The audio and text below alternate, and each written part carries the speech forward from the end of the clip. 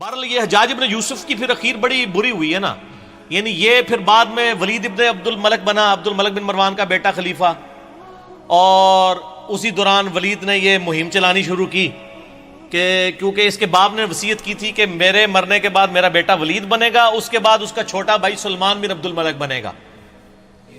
تو اس نے یہ مہم چلائی کہ نہیں، میرا بھائی نہیں بنے گا، میرے مرنے کے بعد میرا بیٹا کیوں نہ بنے. یہ تحریک اس نے چلائی. جب یہ تحریک چلائی نا تو سارے گورنر، آپ کو پتا لائی لاگ ہوتے ہیں، سارے مان گئے. ایک گورنر ایسا تھا جس نے کہا کہ نہیں، وہ عمر بن عبد العزیز تھے، مدینہ شریف کے گورنر عمر بن عبد العزیز رحمہ اللہ تعالی. وہ بہنوئی بھی تھے اس کے ولید کے. مروان کے دو بیٹے تھے، ایک عبد الملک اور ایک عبد العزیز. عبد العزیز کا بیٹا عمر بن عبد العزیز ہے، یہ بھی مروان کی اولاد ہے. لیکن دیکھ لیں، اور اسی لیے ہم کہتے ہیں نا آل امیہ میں عمر بن عبد العزیز. مولانا طارق جمیل صاحب کو میں کہتا ہوں نا آل امیہ میں عمر بن عبد العزیز. ٹھیک ہے، آپ سمجھ آئی کیوں کہتے ہیں. تو عمر بن عبد العزیز نے مخالفت کر دی. انہوں نے کہا نہ. اب وہ کیا ہوا کہ اس نے پکڑ کے عمر بن عبد العزیز کو قید میں ڈال دیا، چونکہ عمر بن عبد العزیز جو ہے نا وہ بڑے محبوب گورنر تھے اپنے علاقے کے. تو بڑی شورش برپا ہو گئی. اسی دوران ولید بن عبد الملک اچانک مر گیا، تو آٹومیٹیکلی سلمان بن عبد الملک خلیفہ بن گیا، اس کا چھوٹا بھائی. اور ان کی بہن تھی فاطمہ، وہ عمر بن عبد العزیز کی بیوی تھی. اس لیے کہتے ہیں فاطمہ سے زیادہ طاقتور عورت کبھی نہیں گزری، کہ جس کا باپ بھی 3 براعظموں کا خلیفہ، جس کے 4 بھائی 3 براعظموں کے خلیفہ، اور جس کا خاوند بھی 3 براعظموں کا خلیفہ. اور بڑی درویش عورت تھی وہ فاطمہ بنت عبد الملک بن مروان. تو فاطمہ جو تھی نا درویش عورت، اس کی بیوی. اب وہ سلمان بن گیا خلیفہ. سلمان جب خلیفہ بنا تو اس کو یہ چیز معلوم تھی کہ میری خلافت میں سب سے بڑی کنٹریبیوشن عمر بن عبد العزیز کی ہے. ٹھیک ہو گیا. یہ اس کے دماغ میں تھا کہ اگر عمر بن عبد العزیز نہ ہوتا تو میرا بھتیجا اس وقت خلیفہ ہوتا، اور مجھے تو اس نے معزول کر دیا تھا میرے بڑے بھائی نے. تو اس لیے وہ ان کو یعنی آگے آگے رکھتا تھا. مسجد نبی شریف کی امامت بھی کراتے تھے. انس بن مالک کے بارے میں سنن نسائی میں آتا ہے کہ میں نے رسول اللہ صلی اللہ علیہ وآلہ وسلم کے بعد بڑے عرصے کے بعد کسی ایسے شخص کے پیچھے نماز پڑھی ہے جو بالکل نبی علیہ السلام کے طریقے پہ ہمیں نماز پڑھاتا ہے، اور وہ عمر بن عبد العزیز ہے. 99 ہجری میں خلیفہ بنے، اور 101 ہجری میں صرف 38 سال کی عمر میں آل امیہ نے زہر دے کے ان کو شہید کر دیا. ٹھیک ہو گیا. تو عمر بن عبد العزیز جب خلیفہ بنے تو یعنی یہ گورنر تھے اور سلمان خلیفہ بن گیا. پھر انہوں نے مشورہ دیا کہ حجاج ابن یوسف کو معزول کیا جائے، یہ ظالم آدمی ہے. اس نے کہا حجاج نام کے جتنے بندے ہمارے گورنمنٹ میں ہیں سارے معزول، جیلوں میں ڈلواؤ ان کو. ٹھیک ہو گیا.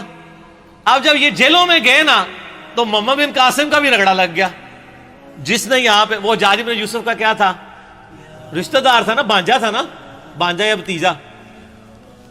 تو اس کو پھر مفتے میں رگڑا لگ گیا، اس کو پھر بلا کے جیل میں ڈالا گیا. وہ کہتے ہیں نا جی وہ نباز جیل پاتا سی اس لیے کہ پیچھے خلیفہ چینج ہو گیا تھا. تو حجاج ابن یوسف کے جتنے بھیجے ہوئے تھے نا، اس کو چونکہ وہ گورنری سے گیا تو اس کے بھی سارے فرستادے فارغ ہو گئے. اور پھر یہ خیر بڑی بری موت مرا، یعنی اس کو پھوڑے نکل آئے اور پیپ نکلتی تھی. پھر مرتے مرتے یہ کہتا تھا کہ جی اللہ تعالیٰ تو ماں سے زیادہ محبت کر، جو ساڑھے لوگ بھی کہتے ہیں. حسن بصری کو کسی نے بتایا کہ وہ تو کہتا ہے کہ جی اللہ تعالیٰ کی رحمت تو میرے گناہوں کو تو اس کے سامنے کچھ بھی نہیں ہے. تو حسن بصری نے فرمایا حجاج چاہتا ہے کہ دنیا بھی اپنی مرضی کی گزاری ہے اور آخرت بھی اپنی مرضی کی گزارے. اس طرح تو نہیں ہوتا کہ دونوں جہانی مٹھے باؤ، دونوں جہان تو نہیں مٹھے میں آ سکتے نا، یا دنیا یا آخرت. ٹھیک ہو گیا. تو خیر یہ مارا گیا. پھر سلمان جو ہے نا، اس کی جب موت کا وقت قریب آیا اس کو بھی ایک بیماری لگ گئی. تو اس نے ارادہ کیا کہ اپنے چھوٹے 2 بھائیوں کو خلافت کے لیے نامزد کرے. تو اس کا ایک اسسٹنٹ تھا، رجا اس کا نام تھا، بڑا نیک تھا وہ. اس نے کہا کہ اگر تو میری ماننا تو عمر بن عبد العزیز کو خلیفہ بنا دے. اس نے کہا کہ یہ تو میرے بھائی اس کو مار دیں گے، مانیں گے نہیں. اس نے کہا نہیں، ان کا علاج ہے میرے پاس. دیکھ تو اگر خلیفہ بنا تو اس کی وجہ سے بنا ہے. عمر بن عبدالعزیز حادثاتی طور پہ جو ہے نا وہ خلیفہ بن گئے تھے، ورنہ ان کو کس نے بنانا تھا اتنے نیک آدمی کو؟ ان کا یار اس طرح کر کہ تو نا ایک بند وصیت لکھ کے اس کو سیل کر دے، اور کہہ کہ اس سیل کے اوپر بیعت لو کہ نیکسٹ خلیفہ کون ہے، اور جو بیعت نہیں کرے گا اس کو قتل کر دیا جائے گا، اور تو لکھ دے کہ عمر بن عبدالعزیز تیرے بعد خلیفہ ہے، اور اس کے بعد تو لکھ دے کہ عمر بن عبدالعزیز کے بعد میرا جو بھائی چھوٹا ہے یزید اور ہشام وہ خلیفہ ہے۔ تو ان کو بھی امید لگ جائے گی چلو اسی ساڑھی باری بھی آ جائے گی۔ یہ لکھ کے نا جناب سیل کر دی گئی۔ اب سیل لے کے جب باہر آئی میدان جنگ میں، خیمے سے باہر نکلے اور کہا جی امیر المومنین نے اپنا سکسیسر مقرر کر دیا ہے، اس کے اندر اس کا نام ہے، تو بیعت کرو بند پہ۔ وہ بھائی آگے لالچی، انہوں نے کہا نا کھول کے پڑھ ساڑھا نام لکھے کہ نہیں؟ انہوں نے کہا میں کہنا تھوڑا نام لکھے، نام تو لکھے سی لیکن یہ نہیں پتا کہ کہڑے نمبر تے لکھے ہے۔ ٹھیک ہو گیا۔ اور دوسری طرف عمر بن عبدالعزیز آگے کہتے ہیں رضا مجھے بتا دے کہیں میرا نام تو نہیں لکھ دیا، ورنہ میں جنگلوں میں چلا جاؤں، میں خلافت کا بار نہیں اٹھا سکتا۔ ٹھیک ہو، یہ آپ اپروچ کا فرق دیکھ لیں۔ تو رجا کہتا ہے میں نے زندگی میں ایک ہی جھوٹ بولا ہے، نہ اس سے پہلے نہ اس کے بعد، وہ یہ تھا کہ میں نے کہا عمر تیرا نام نہیں ہے بیچ میں، کیونکہ مجھے خطرہ تھا کہ یہ چھوڑ دیں گے اور مسلمان ایسے حکمران سے محروم نہ ہو جائیں۔ کہتے ہیں جب وصیت کھولی گئی، جب پڑھ کے سنائی گئی عمر بن عبدالعزیز، تو عمر بن عبدالعزیز جو ہے وہ بے ہوش ہو کے گر پڑے۔ دو بندوں کے سہارے، ایک 35 سال کا نوجوان 2 بندوں کے سہارے لا کے ممبر تک لایا گیا پہلا خطاب کرنے کے لیے، اور آل امیہ کے چہرے لٹک گئے۔ لیکن جب پڑھا کہ ان کے مرنے کے بعد وہ بھی بنیں گے تو ان کو امید لگ گئی، ان کا چلو ٹھیک ہے ساڈا یار بہنوئی ہے نا 100 کرو کیڑا باہر دا بندہ ہے۔ ٹھیک ہو گیا، دادا تو ساڈا مروان ایک ہی ہے نا، ٹھیک ہو گیا، پردادا۔ تو یہ پورا معاملہ ہوا۔ عمر بن عبدالعزیز رحمہ اللہ تعالی ورضی اللہ تعالی عنہ وعلیہ السلام یوں خلیفہ بنے۔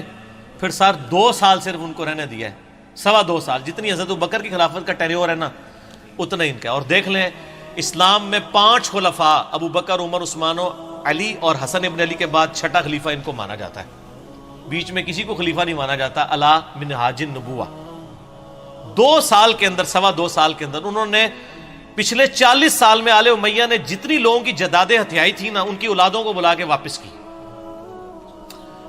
جو جاگیر فدق تھی وہ بنو ہاشم کے حوالے کر دی، اور ممبروں پہ جو پچھلے 60 سال سے سب و شتم ہو رہا تھا مولا علی پر، لعنت کروائی جاتی تھی، وہ بند کروا کے ان اللہ یأمر بالعدل والاحسان یہ والی آیت خطبے میں داخل کی، اور تبدیلی آ گئی جناب۔ یہ تبدیلی تھی جو آئی۔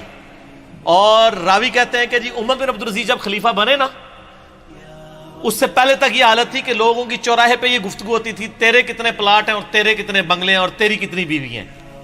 اور جب عمر بن عبدالعزیز خلیفہ بنے تو چوراہوں پہ یہ گفتگو ہوا کرتی تھی کہ تو نے اس ہفتے کتنے نفلی روزے رکھے اور کتنا قرآن پڑھا۔ کیوں کہ جب عمر بن عبدالعزیز جمعے کی نماز پڑھانے کے لیے آتے تھے تو 10 15 پیوند ان کے کرتے کے اوپر لگے ہوئے ہوتے تھے۔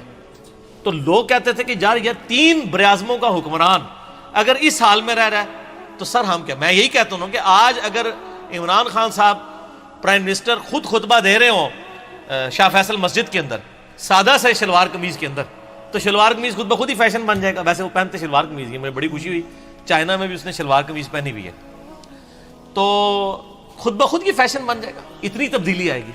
اور لوگوں کی یہ گفتگو ہوا کرتی تھی، گفتگو تک چینج ہوگی، حکمران سے کتنا فرق پڑتا ہے۔ خیر پھر یہ ظاہر ایسے حکمران کی طرح ہضم ہوتے ہیں، پھر ان کو زہر دے کے شہید کر دیا گیا، لیکن انہوں نے اتنی تبدیلی کر دی تھی، اسی لیے ان کو اسلام کا پہلا مجدد کہا جاتا ہے۔ یہ واحد مجدد ہے اسلام کی ہسٹری میں جس کو سنی اور شیعہ دونوں مجدد مانتے ہیں، اس کے بعد کسی مجدد پہ متفق نہیں ہے سوائے امام مہدی 12ویں مجدد کے، 12ویں خلیفہ کے۔ یہ ہیں وہ شخص عمر بن عبدالعزیز۔ چونکہ حجاج ابن یوسف کی بات تھی تو حجاج ابن یوسف کا انجام بھی بتانا تھا، اس کے ساتھ یہ ساری چیزیں جڑی ہوئی تھی، تو میں نے بتا دی اس لیے۔